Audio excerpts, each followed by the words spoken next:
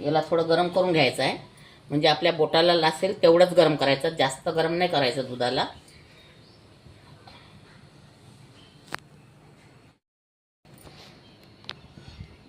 हे बघा, आता आपलं दूध गरम झालेलं आहे. आपल्या बोटाला लासेल तेवढंच गरम करायचं. आता हे दूध गरम झालेलं आहे आपलं. आता याला उतरून घ्यायचं आहे गॅसच्या खालती.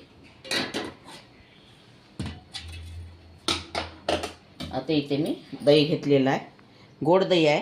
तुम्हाला जर आंबट लागत असेल तर तुम्ही आंबट घ्या, आणि खाण्यासाठी गोड लागत असेल तर गोड दही घ्या.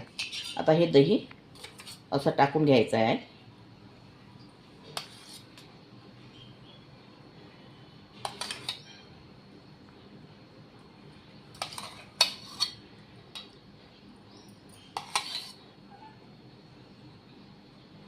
असं 4 बाजूने सोडून मधात थोडं टाकून घ्यायचं, आणि असं हलकं फिरवून घ्यायचं छान, आणि याला असं झाकून ठेवून द्यायचं आहे. आता 1 तासापर्यंत मी रूम टेम्परेचरमध्ये झाकून ठेवणार आहे.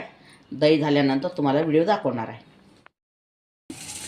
हे बघा, काल मगाशी तुम्हाला मी सांगितलं होतं 1 ते 2 तासामध्ये दही बनणार म्हणून. मी तुम्हाला व्हिडिओ दाखवला होता. हे बघा, 2 तासामध्ये खवलेदार दही बनलेलं आहे. हे बघा, हे छान खवलेदार. आणि असं तुम्ही बनवून बघा, छान 2 तासामध्ये खवलेदार दही बनते. हे बघा, खूप खवले आहे.